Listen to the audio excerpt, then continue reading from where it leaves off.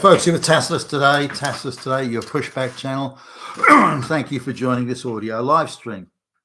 Please listen to this presentation as you would a radio broadcast. In this essay, I'd like to talk about something that I think is as scandalous as anything that's going around at the moment, and the media don't appear to be touching it or going near it. And it's this, that of the people that have been fired or dismissed by the Trump administration, federal public servants and the consulting groups, the NGOs that have been cut off from funding, the people in the so-called Justice Department that we use as attack dogs to go chasing after Christians and anyone that questioned globalization and so on.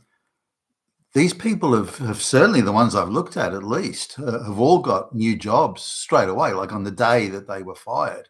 They got new jobs, or they quit the day before President Trump took office. And that very same day, they had another job.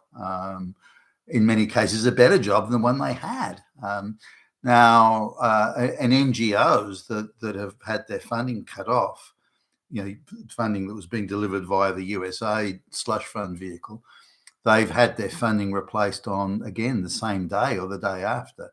So it's almost as if nothing it's just the paymaster has changed, but the people are, if not directly in place, they've just moved one step across and they're still there waiting ready to, a government in exile, waiting ready to come back and take the reins and enter all these positions. Is quite astonishing, actually. So just having a look at a few of the attack dog lawyers that were used. Now, bear in mind that the Biden, Merrick Garland and the Biden administration generally were incredibly creative when it came to unique interpretations of the law, and then using those unique interpretations to go and harass and intimidate private citizens who had committed no crime.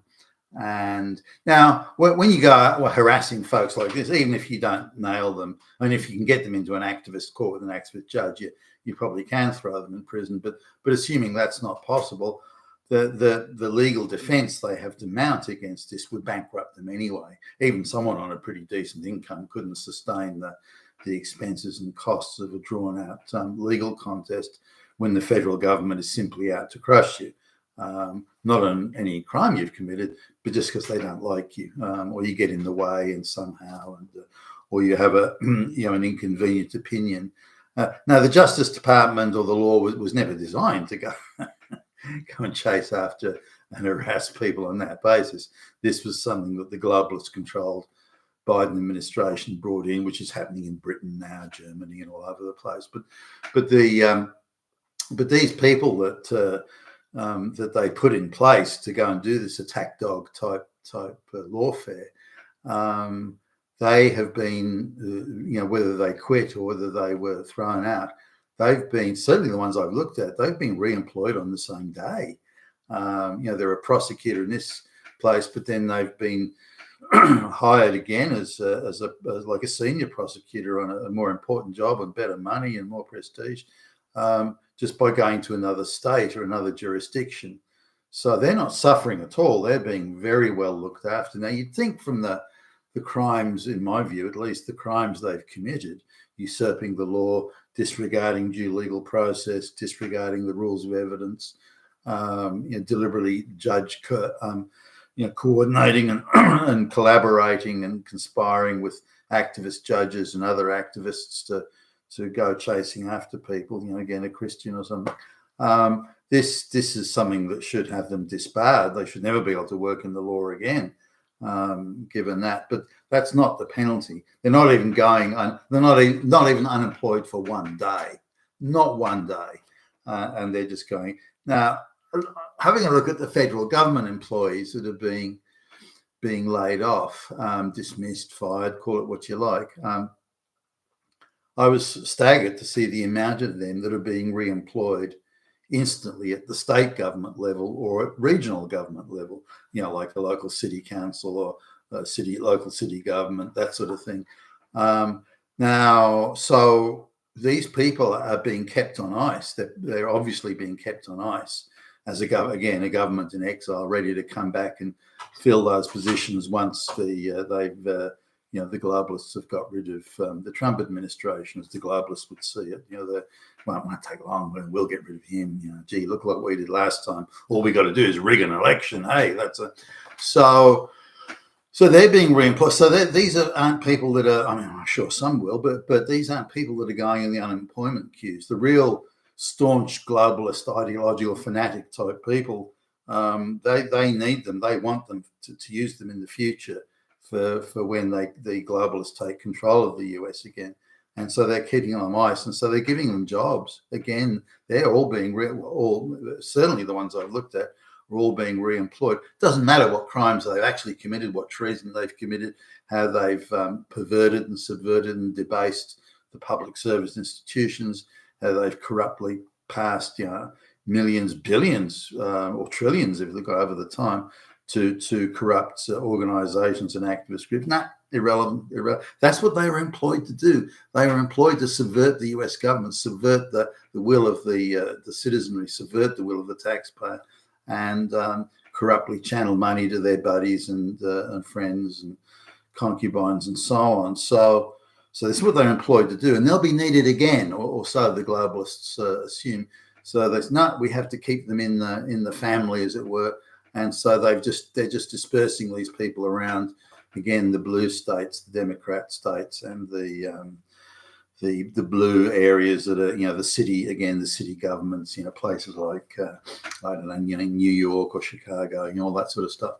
And they're employed under various guises. It could be to defend the rights of illegals or something. It doesn't matter. They're just, jobs are being invented for them, or they're just being thrown into you work from home. Yeah, go on, you work from home. So they're not going to do anything, but they're still collecting a public service salary, again, whether it be at state or city level.